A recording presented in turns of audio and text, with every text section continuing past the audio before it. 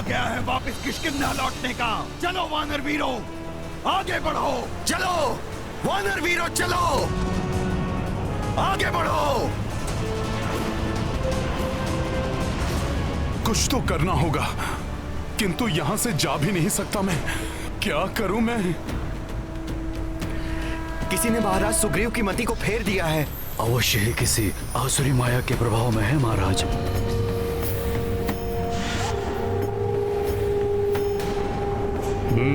महाराज विभीषण शंकित होकर यहाँ वहां ढूंढ रहे हैं। शुक्र शीघ्र चुप जाओ।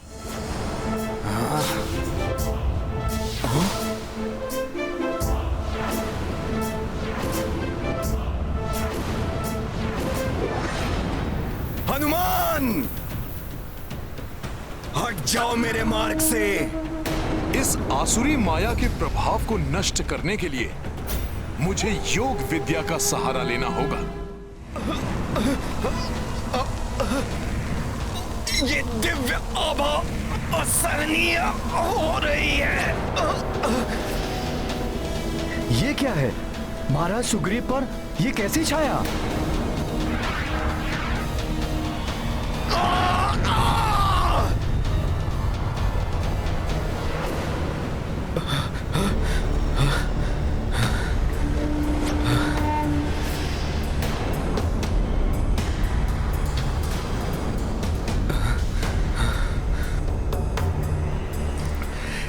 क्या हो गया था मुझे? इस दुष्ट वानर के तेज के समक्ष मेरा सम्मान प्रभाव कम हो गया है।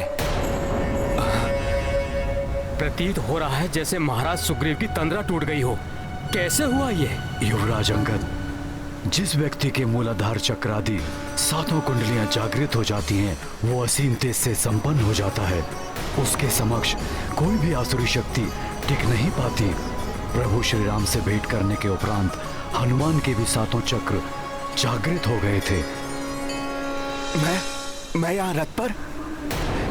कहीं मैं वापस लौटने के लिए? नहीं, अवश्य मेरे साथ कुछ हुआ है। ये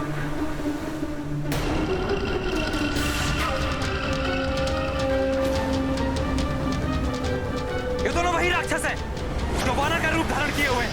इन्हीं की आसुरी शक्तियों के कारण महाराज सुग्रीव आप सम्मोहित हुए थे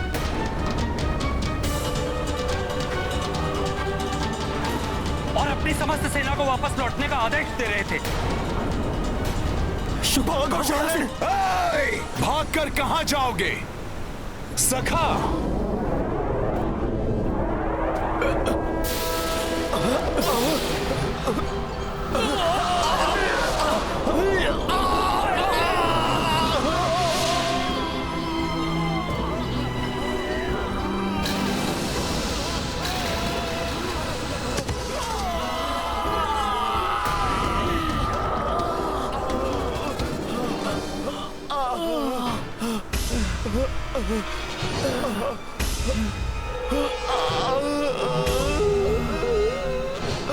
मुझे सम्मोहित करने का दुस्साहस किया तुम दोनों ने। तुम हमारे वानर योद्धाओं में से नहीं हो। अपना वास्तविक रूप धारण करो। बताओ कौन हो तुम?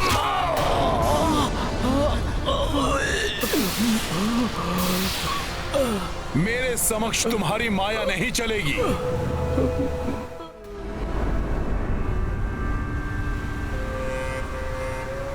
तुम दोनों ने प्रभु श्री राम के विरुद्ध कार्य करने के लिए मुझे विवश किया। वे तो मेरे मित्र, मेरे भ्राता ही नहीं, मेरे भगवान हैं। मेरे प्रभु श्री राम के कार्य में बाधा डालने का दंड मिलेगा तुम्हें। ये दोनों लंकेश रावण के गुप्तचर हैं, शुक और चारण।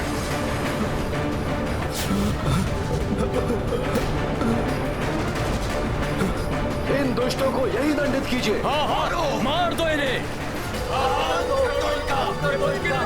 इन दुष्टों को यही दंडित कीजिए। मार दो क्षमा करें वानर श्रेष्ठ, हम तो अपने स्वामी के आदेश का पालन कर रहे थे। क्षमा के योग्य नहीं तुम दोनों असुर। तुम्हें तो यही समाप्त कर देना चाहिए। कर दीजिए इनका। विभीषण तो क्या, रावण भी मुझसे क्षमा मांगकर मेरी शरण में आए तो शरणागत धर्म के अनुसार मैं उसे भी अस्वीकार नहीं करूंगा। मैं प्रभु श्री राम की शरण में आना चाहता हूँ। प्रभु श्री राम मुझे क्षमा कर देंगे, वो बड़े दयालु हैं।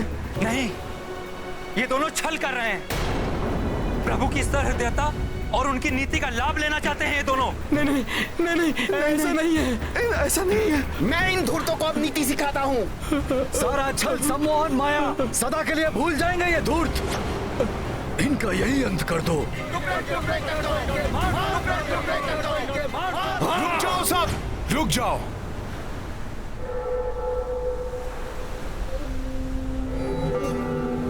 ये प्रभु श्री राम की शरण मांग रहे हैं।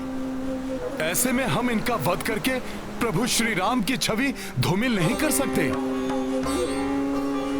प्रभु इनके लिए जो निर्णय करेंगे वही मान्य होगा। हाँ, प्रभु की सहमति के बिना हम इन्हें कोई क्षति नहीं पहुंचा सकते। प्रभु श्री राम तो पूजा में लीन हैं। लक्ष्मण भैया, अब आप ही बताइए, इन दुष्टों के साथ क्या करना है? हनुमान जी उचित कह रहे हैं। जब भैया श्री राम की पूजा और ध्यान संपन्न हो जाएगा, समुद्र देव प्रसन्न होकर हमें लंका तक जाने का मार्ग दे देंगे, तब भैया श्री राम ही इन दोनों के भाग्य का निर्णय करेंगे। तब तक इन दोनों को कड़ी निगरानी में रखना होगा।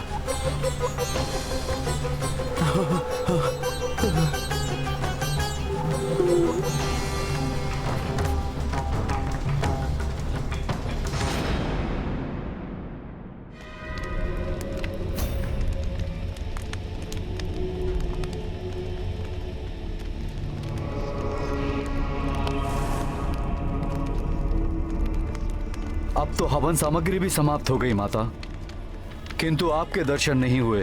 प्रसन्न हो जाइए माता निकुंभला, दर्शन दीजिए। मेरे पास जो कुछ है सब आपको समर्पित है।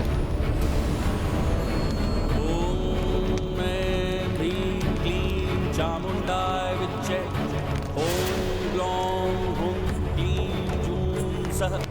ज्वालाय ज्वालाय ज्वल ज्वल प्रज्वल प्रज्वल स्वाहा।